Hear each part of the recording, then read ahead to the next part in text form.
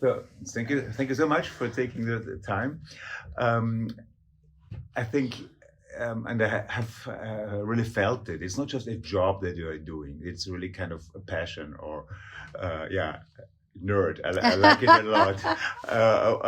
Why do you say this? That you're a nerd?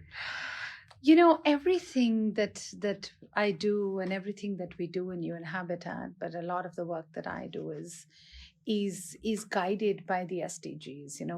It's our compass, it's our North Star. And for me, I lead a very large branch at UN Habitat, the largest branch. It's called the Urban Practices branch at UN Habitat, and it actually touches upon all the bread and butter issues related to cities, sustainable urbanization, whether it is housing or it is public space or it is mobility or it's green space or land or governance.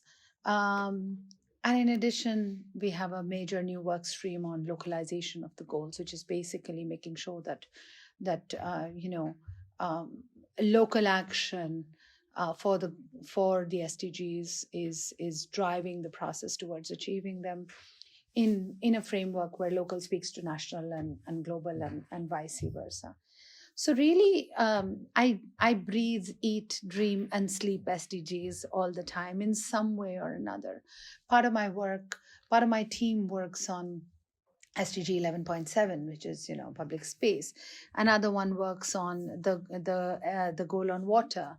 Another one works on SDG 1 in terms of on the issue of land. Another one, I have a large team that works on human rights and social inclusion. So it's what cuts across our work, our daily life, all our projects, our conversations, and we are increasingly consumed by the concern that SDGs are the roadmap, the compass, but we are failing to deliver on them. That is why it is such a. Uh, I guess that's why I'm such an SDG nerd, because they're so important, and yet we're not getting there. But so it must be, if you, I totally can imagine that you also dream and breathe it more or less. But what does it? How do you handle this thing that we are not really on track? I think only 15% are met now. So what's the way out? What is the solution? I think this is why, at least for me, this is why I have committed myself to this whole approach of SDG localization. The Sustainable Development Goals were signed and adopted by member states, which is another word for national governments, fundamentally, right? 7 years down the road, national governments have admitted and are admitting every day, and data is showing that we are not on track. Data is also showing that where local governments and local actors, civil society, private sector, business sector, you just heard the conversation, is owning the SDGs, that's where we have the maximum chance of achieving them. That is why I'm so, that is, I think, for me, the biggest and the only solution out of this hole, that deep hole that we find ourselves in about the goals not being on track. We need localization of the SDGs. Localization does not mean that national governments abdicate their responsibility and give it all to local governments to do without the power, without the resources, without the frameworks to do so. But it means that it is a whole of society, whole of government approach to achieve the SDGs, a push from the bottom up and the top down in a framework of interaction and coherence and multi-level governance. That to me is the only way that we will make progress. The other linked piece to that is the financing piece. Again, you heard me say this inside. We are not getting financing to the SDGs, and we're especially not getting financing to the local level. So again, the localization conversation becomes really, really significant. And that to me is the solution. I think it's very special talking about this here in Frankfurt, as you mentioned it, and I think it's obvious. Either we direct the finance towards solutions or towards problems. So what can be done to drive finance in terms of your responsibilities in a good direction? What are some ideas for that? I think there are many efforts being made. For us, there are two things. One, of course, local governments need to take responsibility for their own, for more effective financing, for raising tax revenues. But at the same time, national governments need to take responsibility for predictable fiscal transfer systems. So it has to be an integrated local financing and national financing system that we're talking about. But none of that is going to make the change. The change is going to happen when the big money directed by the financing institutions, the banks, goes to the right things, and second, when private investment that is being made in cities and in communities goes to the right things. So it's very important that local governments like the Frankfurt City, for example, embrace the SDGs, tag their budget with the SDGs, tag their priority projects with the SDGs. And then when the private sector or a bank or anybody else invests in that project, then you can already see that the impact is in the right direction. Many banks are making a change in the way they lend, in the way they provide loans and grants both. So just an example, CAF, the Bank of Latin America, is aligning all its loans to SDGs. It's beginning to do that. We had good discussions with the Deutsche Bundesbank. We had good discussions with the Deutsche Bank. We had good discussions with KfW. All of them do want to support, the money that they send to align with the SDGs. And I think all of them are finding the right ways. But the barriers to financing local level investment directly are too many. There are national regulations, there is guarantee issues, there is a lot of risk. Even if you were to finance local governments, they often don't have capacity to deploy large amounts of money. And for many of these banks, financing small projects is just too high a transaction cost. They work at portfolios of 50 million, 100 million. Many of them start with 50 million. And if I'm looking at a small local government in Burkina Faso, they're not going to have the capacity to absorb $50 million. Plus there are currency risks, plus there is socioeconomic risk, plus there's the climate risk. So they need to find more innovative financing frameworks and solutions in order to be able to channel more financing at the local. I think the will is there. I think the instruments really need to be developed, and this takes decades. It's not easy. So in your specific case, right, the main SDG would be number 11, sustainable cities, but also others like number 3, good health, or quality education, clean water. So everything is coming together in the cities, right?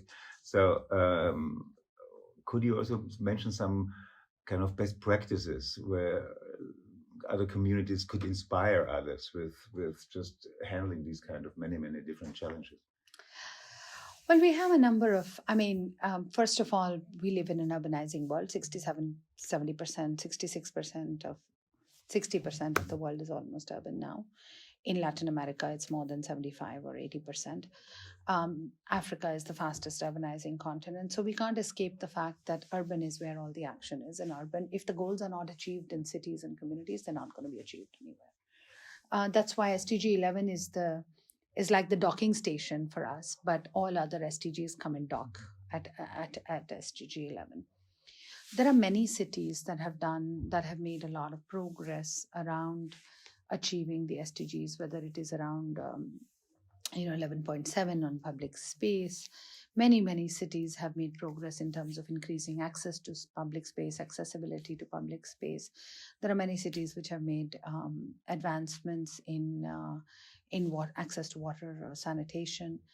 But I'm not able to pinpoint even a single city that has taken a that has made a holistic dent on multiple SDGs at the same time. Perhaps Helsinki comes to mind. It's obviously, Nordic cities also have their peculiar features, but Helsinki has been committed to the SDGs since 2017 or 2018, when they first launched what was called the Voluntary Local Review. And they've had 3 rounds of a local diagnostic on SDGs, which is this Voluntary Local Review report. And they've transformed their cities' thinking, planning, projects, everything to be filling the gaps on the SDGs that they identify through these voluntary local reviews. So that's one city which I would say is a global best practice.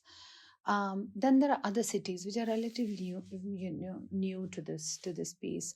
The city of Amman in Jordan just created its voluntary local review this year with the support of Habitat, and has done a really good job in identifying the priorities and the challenges and pathways for holistic ways to address the SDGs. But it's too soon to say what has been the impact, really, because you have to move from diagnostic to action to impact. And that is a long chain. And it takes sustained commitment. Very often we find that when political administrations change at the city level, some of these priorities shift. But our experience broadly is that if a city is committed to the SDGs, just like Frankfurt wants to commit itself to the SDGs, with the whole of society joined up commitment, not just the city hall, then it has a longer lifespan, and then you have more chances of success, moving from data diagnostics to planning, to action, and to impact.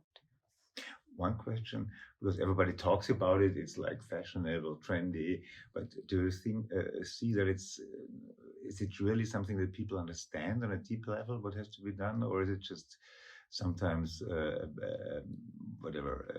stamp or whatever they want to get? And how deep is it really rooted? Did it really change the mindset of people so far? I think it's changing the mindset of governments and of cities and of some communities, some civil society organizations. But I don't think the SDGs have become that global movement of citizens that we would have liked it to be honest. Some cities are very, very committed. I mean, I work a lot with the city of Bilbao and the Basque country in Spain. And I mean, that's another example. I have not seen such widespread understanding on ownership of the SDGs anywhere in the world as I have seen in the Basque country. From the restaurants to the educational institutions to the community to the business council to school children to everywhere in the parks.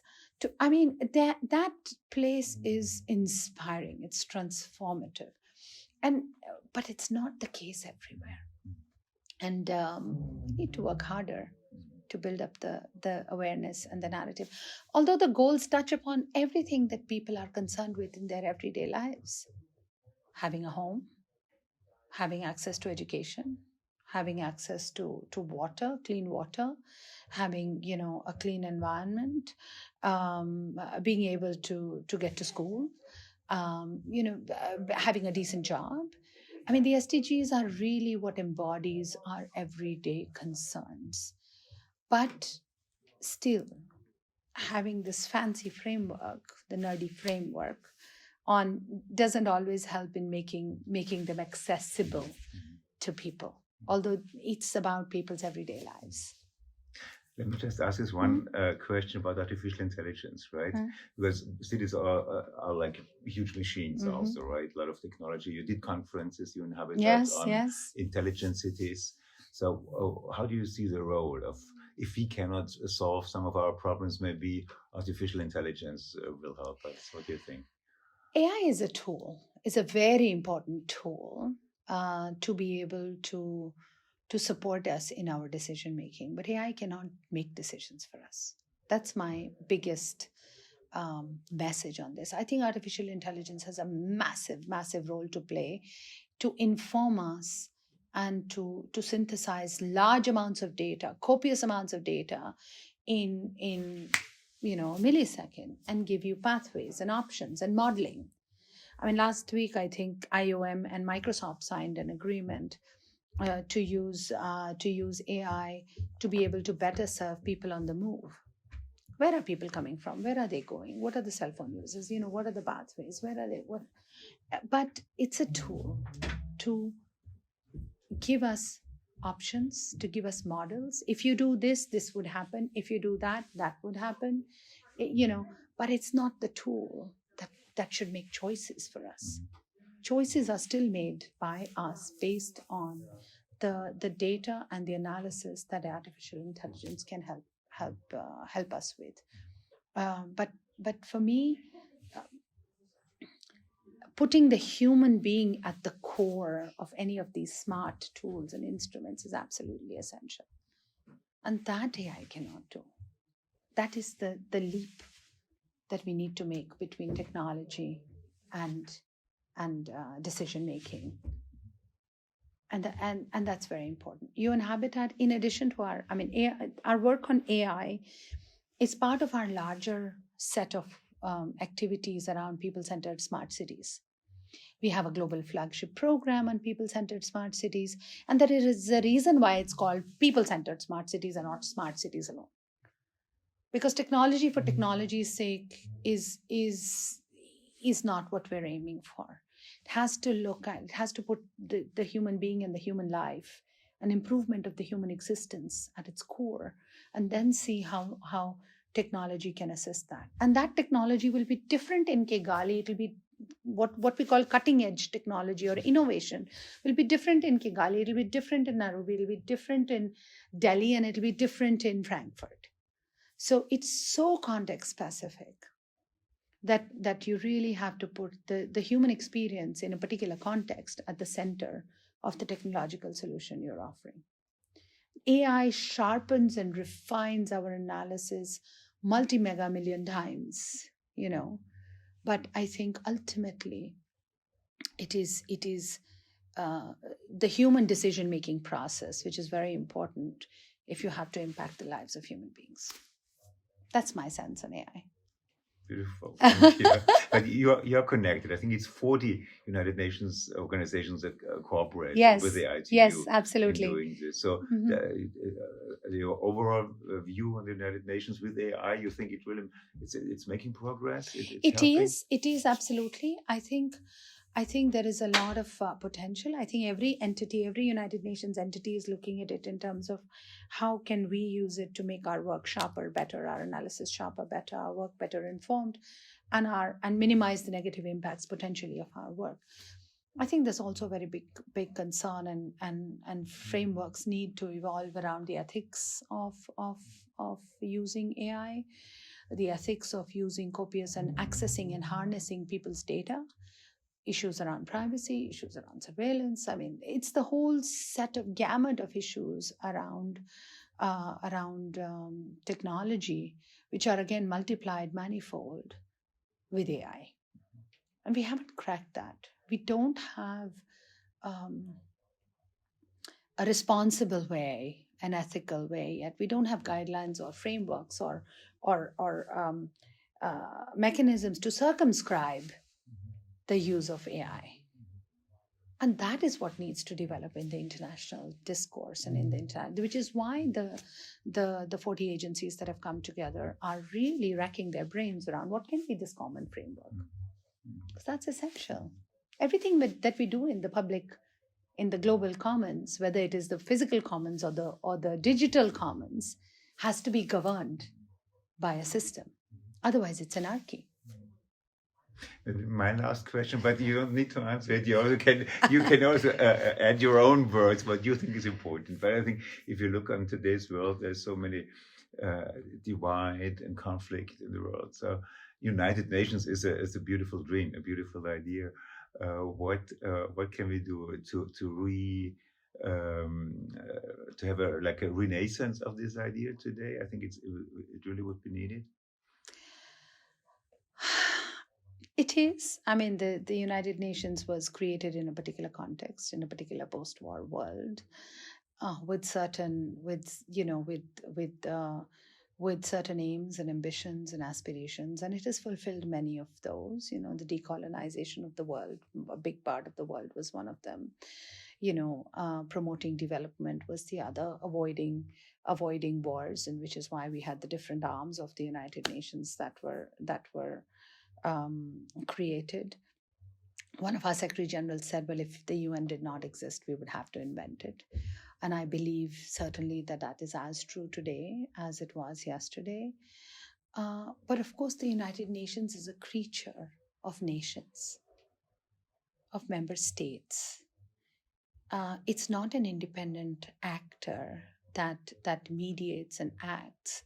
We are accountable to governments, to member states. They are our governors, our board of governors, if you may. 193 member states of the United Nations make the United Nations. How do we make sure that the United Nations as an entity becomes more effective in its decision making, becomes more efficient in its functioning, becomes more accountable in its operations, and becomes more impactful in its work, is really in the hands of the member states, who define our regulations, who define our frameworks within which we operate. Reforms of the United Nations are a continuous process. For example, a couple of years ago, there was a very big push to push the myriad UN entities that work on the ground as one UN.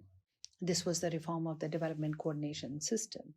And it's still work in progress. We've seen some fantastic results on the ground where UN agencies initially were pushed together, but now are genuinely finding more ways to work together on the ground and becoming much more aligned and becoming much more responsive to the needs of the countries they serve. But it is a continuous work in progress. And there is no perfection to be aspired to. It's only a continuous improvement to respond to the changing narratives and the changing needs of this world. Beautiful. Anything you want to add? No, just to say perhaps that, you asked me at the beginning, why is it and what is it we do? And I think, and I think I do want to add perhaps right from that front that, the challenges of this world are many and they are complex. On one hand, the inequalities are growing. On the other hand, we are running towards a climate train smash. And on the third, we have these growing and repeated and expanding and deepening and long-standing conflicts that are not going away.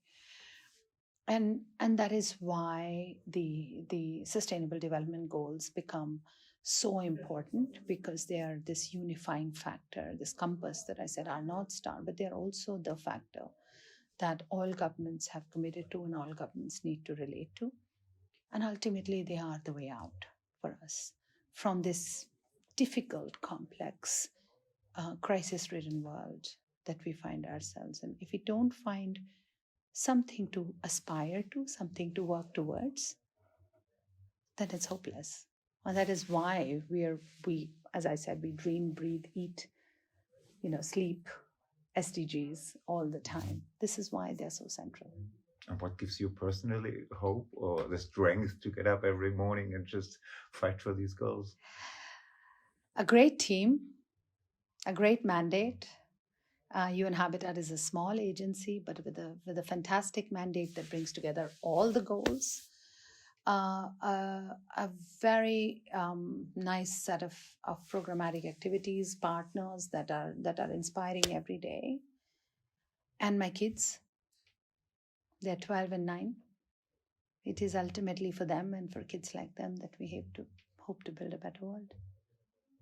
Perfect. That's it. Boy, girl. Boy and girl. Boy is 12, girl is 9. And they're ultimately, you look at them and you look at the millions and millions of children like them, and you think, can I just do this much to change their lives? you do it. Thank you. Thank you very much. It Thank was you. very Thank nice you. Thank you. to have this conversation.